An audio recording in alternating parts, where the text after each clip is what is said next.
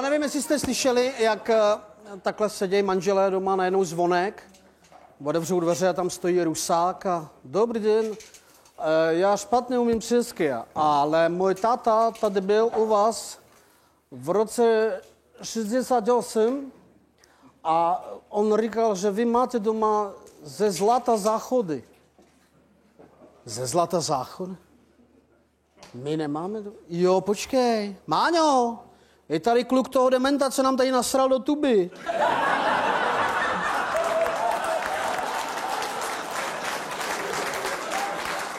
Pán se ptá manželky, říká, hele, mě by zajímalo, jako co bys dělala, kdybys takhle třeba přišla z práce a našla mě tady v posteli nahýho úplně s cizí nahou ženskou.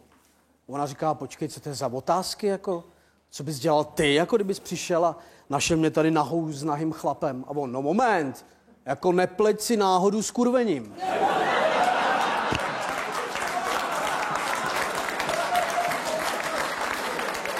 Pán přijde k lidovému léčiteli a léčitel říká, prosím vás, tak tady máte zkumavku, trošku mi tam cvrkněte moči a já se na to mrknu, jo? Přinese zkumavku, on nějaké procebe proti světlu a jo, takže já teda v normě, ledviny v pořádku, akorát, jestli si nepřestanete honit péro, tak budete mít tenisový loket. A tyhle, co to je za blbce, já jsem v životě tenis nehrál, tyhle. Ne, to není celý ještě. Tak jde za kamarádem a říká, čiči, teď jsem byl u nějakého šarlatána debilního. A prej budu mít tenisový loket, tyhle, v životě jsem nehrál tenis, to je úplně idiot.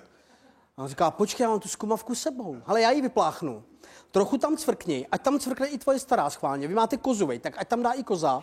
Já tam dám taky a schválně, co ti řekne, tebe nezná, půjdeš tam ty. Přinese zkumavku, léčitelí protřepe a jo. No hleďte, pane Procházka, vy jste sterilní, vaše žena gravidní, koza je březí a ten váš kamarád, jestli si nepřestane honit péro, tak bude mít tenisový lok.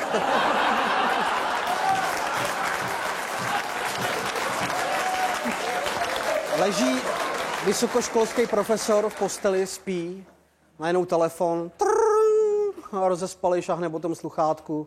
Ano, tam se ozve, spíš? Ano, už jsem spal. To je dobře, ty vole, já se ještě musím učit, vole.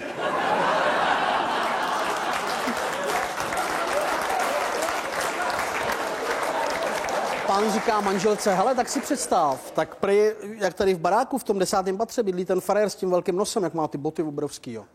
Tak prý v baráku kromě jediný ženský vojel všechny. A ona, no, to je asi ta hnusná z přízemí.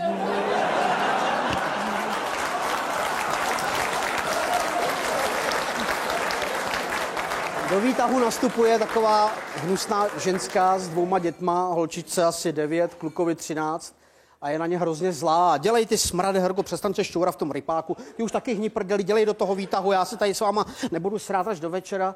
A ve výtahu stojí chlap a říká, krásný dvojčátka. Jaký dvojčátka do prdele, holce je 9, klukovi 13. No to mi neříkejte, že na takovou krávu někdo vlez 2krát, ty vole.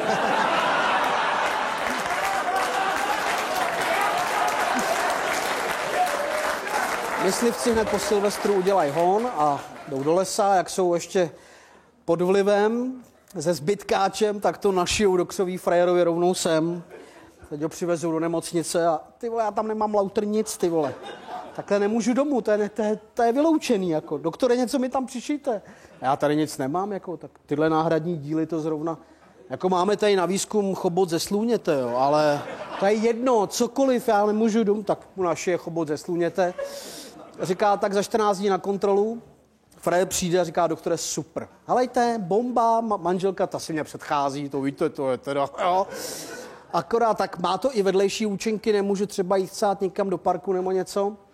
Jak ho vyndám, tak rve trávu a cpe mý do prdele, ale jinak